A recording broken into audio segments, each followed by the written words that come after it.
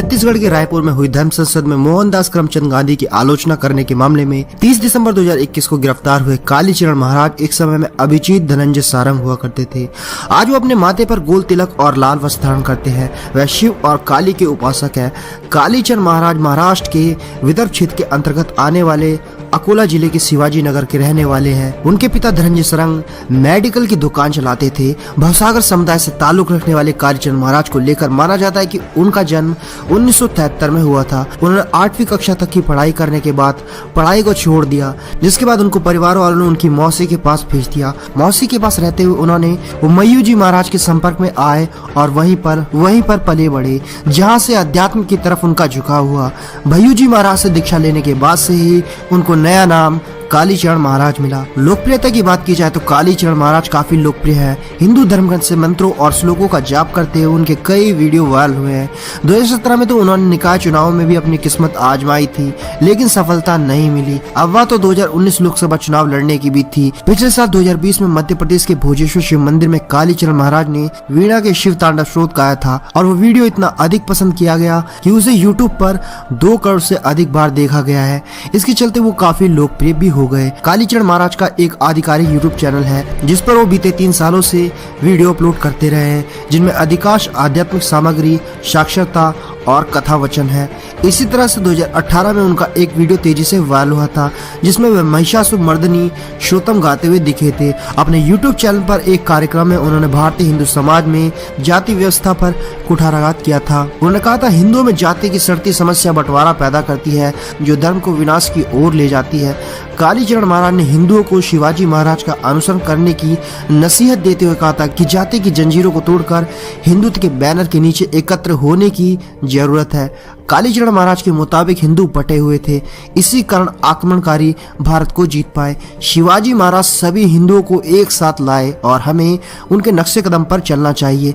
कालीचरण महाराज का एक अन्य वीडियो मंगलुरु के अन्नपूर्णेश्वरी मंदिर में हाथी का दर्शन करते हुए देखा गया था। इस वीडियो को 9 लाख लोगों ने देखा था। गौरतलब है कि हाल ही में कालीचरण महाराज रायपुर की धर्म संसद में दिए गए अपने भाषण को लेकर चर्चा में हैं।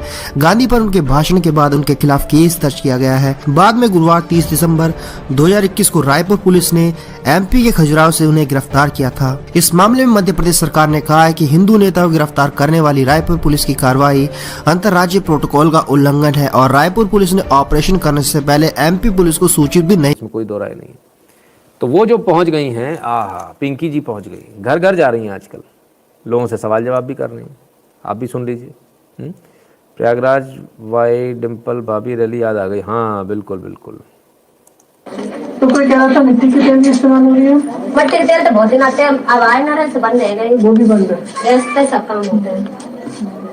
तो ये सब महिलाएं करती हैं। गैस पे सब काम होते हैं। गैस पे सब काम होते हैं। गैस पे सब काम होते हैं। गैस पे सब काम होते हैं। कहती हैं मिट्टी का तेल आ नहीं रहा, मैंने सुना है। उन्होंने कहा मिट्टी का तेल तो बंद हो गया ना, अब नहीं आता, गैस पे ही सब काम होता है। अच्छा जी। प्रियंका जी ने इसके बाद गैस और मिट्टी के तेल की बात नहीं पूछी, चुप हो गई। तो ये सब महिलाएं करती हैं। हाँ जी, पूरे मक्खनपुर में जो काम होते हैं, फरीदाबाद के एरिया में जो पूरे काम होते हैं यही होते हैं। कॉफी चाहती रहा। तो कोई कह रहा था मिट्टी के तेल की इस्तेमाल हो रही है। फिरोजाबाद गई थी, वहाँ की घटना इन्होंने बताई। खैर, अब गैस की बात हो रही, कौन सी गैस है, कहाँ से गैस आ रही है, उसको भी देख ले जरा, एक नज़र उस पर भी डाल लें। लीजिए साहब, फोटोशूट कराने गई थी, फोटोशूट करा लिया, सामने छोटा वाला सिलेंडर रख के फोटोशूट करा लिया। वैसे आपको जानकर हैरानी होगी कि ये इलीगल होते हैं, छोटे वाले, है ना, इलीगल नहीं है, इलीगल वाले, ठीक है ना। जिस तरह से इसमें रेगुलेटर लगाकर सीधे टोटी लगाकर लगाया हुआ है। लेकिन मज़े की बात ये, ठीक है, इसके पीछे उज्ज्वला योजना का मोदी जी का सिलेंडर रखा हुआ है, जिससे एक्चुअली काम होता है। समझ में आया आपको? इन्होंने यहाँ रख के तो दिखा दिया, लेकिन भैया फ़ोटो खींचने वाले भाई साहब, कम से कम ये तो देख लिया करो।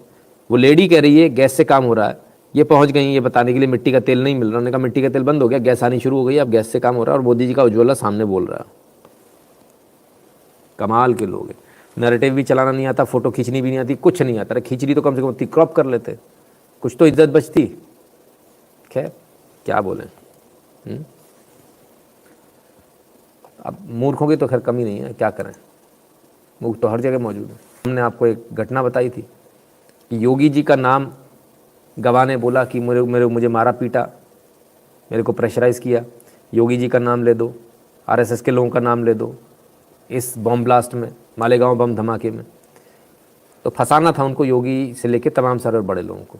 आज दिन भर मीडिया पर उसी चीज़ पर बहस होती रही, कल जो हमने बताया उसी पर आज बहस होती रही। और आज योगी जी भी कुछ बोले, पहले उनको सुन लीजिए। आपने महाराष्ट्र एटीएस का एक बयान देखा होगा। उस समय कैसे भारतीय जनता पार्टी के कार्यकर्ताओं को, नेताओं को, राष्ट्रीय स्वयंसेवक संघ के नेताओं को, हिंदू नेताओं को कैसे लोग झूठे मुकदमों में फंसाने का कार्य कर रहे थे। आपने मालेगांव विस्फोट के मामले में देखा होगा। पहले जब सत्ता में थे तब उन आतंकियों को प्रेरित और प्रोत्साहित करते थे और हिंदू संगठनों पर झूठे मुकदमे दर्ज करते थे। तो साहब योगी जी ने बड़ा जमकर आरोप लगाया। आरोप क्या मतलब, एक तरह से इनकी पोल खोल दी, पर्दाफाश कर दिया इनका। सच्चाई है, पालते पोसते किसी और को थे, आरोप किसी और पर लगाते थे। अब उत्तर प्रदेश चुनाव होने वाले हैं और ऐसे में ये बयान आया है गवाह का। ये कोई टाइम सेटिंग नहीं है कि कोई दूसरी फाइल चल रही हो, उसको धीरे से निकाल दिया बाहर, आज खोल दी। गवाही थी, डेट थी, उस समय गवाह ने बोला। तो अब ये इनके लिए बड़ी मुश्किल वाला काम हो जाएगा, इनके लिए बहुत सोचने वाली बात है। अब ये करें तो करें क्या। Of late likes have been disappearing, please check. होता है सर, ऐसा होता है। उसको दोबारा लाइक कर लीजिए ना, उसको आप लाइव को एग्जिट करके दोबारा आ जाइए तो लाइक कर पाएंगे आप, right. Sir can ATS do that. भाई देखिए, सबसे बड़ी दिक्कत यहाँ कौन सी आ रही है, यहाँ दिक्कत इस बात की आ रही है कि जो एटीएस के जो बयान है और एनआईए के जो बयान है या एनआईए की जो थ्योरी है, बिल्कुल ज़मीन आसमान का उसमें फ़र्क है। और दोनों ही उस समय केंद्र में कांग्रेस सरकार थी, बीजेपी सरकार नहीं थी कि एनआईए की थ्योरी अलग हो जाए। एनआईए की थ्योरी बिल्कुल अलग है, एटीएस की थ्योरी बिल्कुल अलग है। इंटेलिजेंस की एनआईए से मिलती हुई थ्योरी है, खाली एटीएस की थ्योरी अलग है। ठीक है ना, तो ये आपके सामने है, ठीक है ना। तो इसलिए एटीएस पर पूरा शक होता है। वैसे सिस्टम कभी किसी को फंसाता नहीं, लेकिन जब इतने बड़ा प्रपंच अगर आपको चलाना, हिंदू आतंकवाद, भगवा आतंकवाद, यदि आपको चलाना, कैसे चलाओगे आप। तो इसके लिए फिर ये प्रयास किए जा रहे थे। खैर, तो भैया ये तो आपने देखा, ये तो वही लोग हैं। योगी जी कौन से भगवा पहनकर आ जाते हैं, राम राम करने वाले। इसी से विकास हो जाएगा, राम राम करने से। बस यही कर रहे हैं। क्या कर रहे हैं ज़रा देख लें, आइए। My name is A.R. Bakshi. We had an excellent journey on this train. First of all, let me thank the Prime Minister and our Railway Minister for starting this train, which we have been dying to because of our old age. We could not cover so many places, so we got a good opportunity to cover all these places in a very economical way. Excellent services on the train, no doubt. Train is good, staff is good, food was good, excellent services. We would suggest similar kind of trains to be run on other sectors also, or the frequency should be increased so that people like us at least can benefit out of it. So it's a good initiative and we really thank IRCTC on this side. Thank you. तो Ramayan express में बैठे हैं कहते हैं भाई बहुत अच्छी सुविधा है, बहुत बढ़िया तरह से हम लोग घूम रहे हैं। IRCTC की बहुत अच्छी, इन्होंने हमें बहुत अच्छे से खाना खिलाया, बहुत अच्छे से रखा है। अंग्रेजी में बोले गपड़ चपड़, कुछ समझ में तो आया नहीं, लेकिन बहरहाल तारीफ़ कर रहे थे मोदी जी की, योगी जी की, IRCTC की। अब हिंदी में भी सुन लेते, अंग्रेज़ी में ब्ला ब्ला नहीं समझ में आई हो तो ब्ला ब्ला ब्ला हिंदी में सुन लीजिए। प्रधानमंत्री जी, मोदी जी, मैं आपका इस यात्रा करवाने का ऋण तो नहीं उतार सकती, लेकिन मैं अपनी ज़िंदगी में से 17 दिन आपको देना चाहती हूँ। भगवान जी मेरे 17 दिन आपको दे दे और आप इसी तरह और अच्छे कार्य करते हैं। धन्यवाद। ये भी रामायण एक्सप्रेस से 17 दिन की शायद जर्नी है, तो कहती 17 दिन में अपनी ज़िंदगी के आपको देना चाहती हूँ। मेरी ज़िंदगी के 17 दिन काट कर भगवान आपके खाते में लिख दे।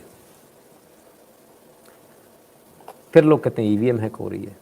अब ईवीएम तो हैक होगी ना जब इतना काम होगा तो बस इसी से काम हो जाएगा। ये रामायण एक्सप्रेस हो गई, यही सब इन्हीं सब टल्लेबाजी से काम हो जाएगा।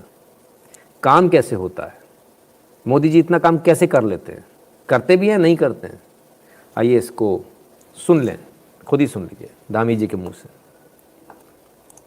और काशी में भी काशी में मंत्रियों की जो हुई थी, क्लास चल रही थी। हाँ, क्लास परिषद की बैठक थी, आप क्लास भी कह सकती हैं, आपको जो अच्छा लगे। हाँ, वहाँ सीखने को मिला हम लोगों को बहुत कुछ, माननीय प्रधानमंत्री जी से उनका मार्गदर्शन मिला। तो बैठक चलते चलते 12:30 बज गया।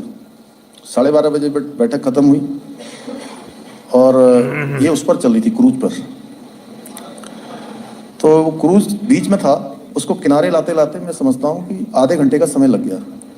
और प्रधानमंत्री जी भी खड़े रहे, हम लोग भी खड़े रहे उनके साथ। अब 1 बज गया रात का, और जब प्रधानमंत्री जी सामने खड़े थे, बीच में योगी जी थे, उस पीछे मैं था थोड़ा सा, और सारे मुख्यमंत्री गण थे, तो जाने के लिए रास्ते में खड़े थे। तो प्रधानमंत्री जी कहते हैं कि अभी एक कार्यक्रम मेरा और है, हम लोगों की तरफ देखकर। तो मेरे को समझ में नहीं आया कि रात में 1 बजे कौन सा कार्यक्रम होगा। मैं थोड़ी देर के, मतलब मेरा दिमाग उस तरफ गया नहीं। तो फिर वो खुद ही बोले, उन्होंने शायद ऐसा लगा कि इनको उत्सुकता हो रही होगी, तो बोले कि मैं रात में जो सारे प्रोजेक्ट यहाँ काशी के अंदर चल रहे हैं, मैं उनको देखूंगा अब जाके, क्योंकि दिन में जाता हूँ तो लोगों को परेशानी होती है, इसलिए मैंने ये काम रात में करना शुरू किया है। सारे प्रोजेक्ट यहाँ काशी के अंदर चल रहे हैं, मैं उनको देखूंगा अब जाके, क्योंकि दिन में जाता हूँ तो लोगों को परेशानी होती है, इसलिए मैंने ये काम रात में करना शुरू किया है। और रात को लगभग उन्होंने 1.5 से 2 घंटा उन प्रोजेक्टों को देखा, और पुनः प्रातः 8 बजे फिर से तैयार होकर आ गए। तो आप सोचिए, पूरे दिन भर काम, दिन भर सारे कार्यक्रम, दिन भर इतनी समीक्षाएं, इतने सरकारी काम, जनता से मिलना, उसके बाद फिर से जो है पुनः उसमें तो कितनी प्रेरणा देता है।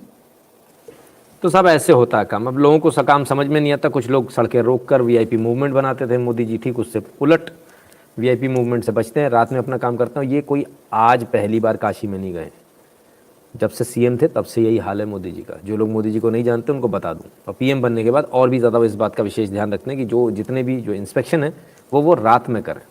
दिल्ली के अंदर भी वो रात में ही निकलते हैं इंस्पेक्शन के लिए। वैक्सीन लगवाने भी वो अल सुबह 6 बजे निकले थे, है ना। तो ये बहुत सारी चीज़ें हैं जिसको हमको ध्यान रखना चाहिए। तो आपकी ट्रैफिक व्यवस्था ख़राब ना हो, आपको घंटों जाम में इंतज़ार ना करना पड़े, इसका ख्याल प्रधानमंत्री रखते हैं। ठीक है, क्लियर है। और इसीलिए काम ज़्यादा कर पाते हैं, क्योंकि इतना काम करते हैं, रात के 1 बजे तक तो इंस्पेक्शन ही कर रहे हैं, उसके बाद में 1:30 बजे तक, सुबह 8 बजे फिर तैयार। ज़रा लाइक कर दीजिएगा, वीडियो को शेयर कर दीजिएगा अपने मित्रों से। चैनल को सब्सक्राइब करने के लिए बोल दीजिएगा जिन्होंने अभी तक नहीं किया, और बगल वाली घंटी बजा ले, क्योंकि नोटिफिकेशन तभी आएगा जब घंटी बजी होगी बगल वाली, है ना। उसमें 2 एरो बनकर आता है साइड में, और है ना, तो घंटी बजे का निशान